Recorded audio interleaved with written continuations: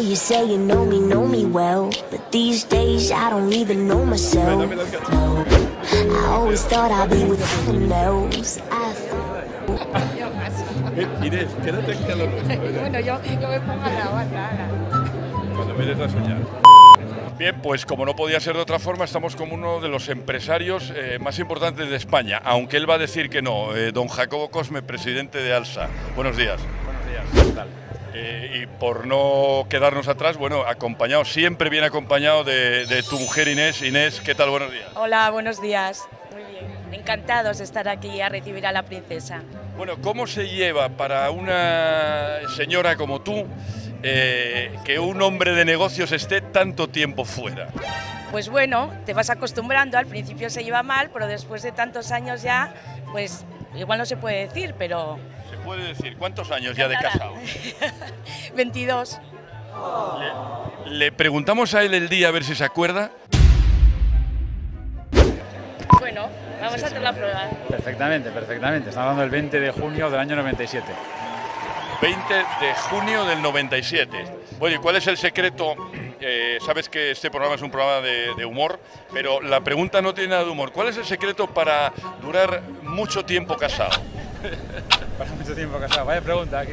Bueno, venga, vamos a hacer flexibilidad y yo creo y quererse mucho con mucha flexibilidad.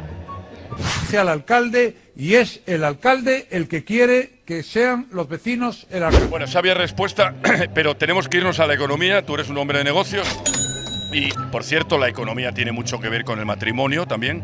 Eres un hombre de negocios. You keep saying you got something for me.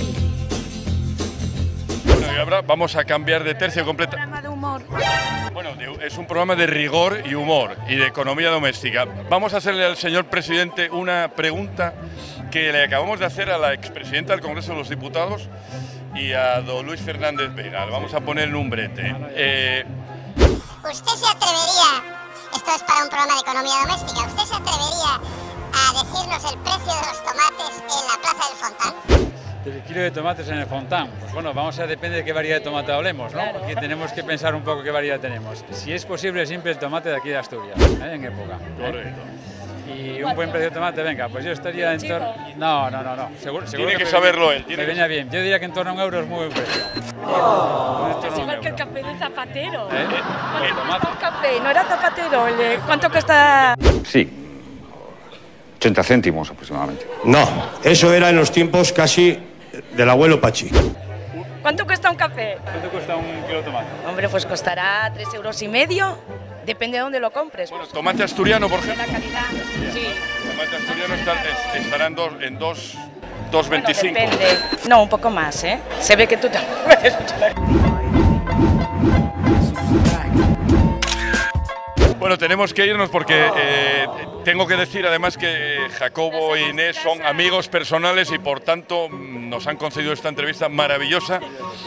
¿Algún consejo para la gente que viene por primera vez a los premios Princesa de Asturias? Inés, por ejemplo, tú. Bueno, pues por supuesto Gijón, la bahía de Gijón, el Molinón. También pueden venir a Oviedo, a la catedral, y comer una fabada. ¿Cuál es? La máquina, ¿no? Una máquina, o Casa Gerardo, una buena fabada y un arroz con leche. ¿Qué más? Pueden visitar el Parque San Francisco, un poco de cuesta, pero Tanto por visitar. Bueno, Tanto que hacer y disfrutar de esta ciudad, sobre todo de la gente que vive aquí y de las capacidades que tenemos tanto a nivel de turismo, a nivel de cultural y a nivel de pasar un fin de semana fantástico. O sea que no hay que dejar de venir a Asturias, no hace falta que haya mucha gente, donde lo pasará fantásticamente bien y donde queremos que la gente repita. bueno, pues hasta aquí la entrevista maravillosa con Inés, con Jacobo, amigos. Buenos días. Mucha suerte hoy. A ver si hay suerte. Gracias.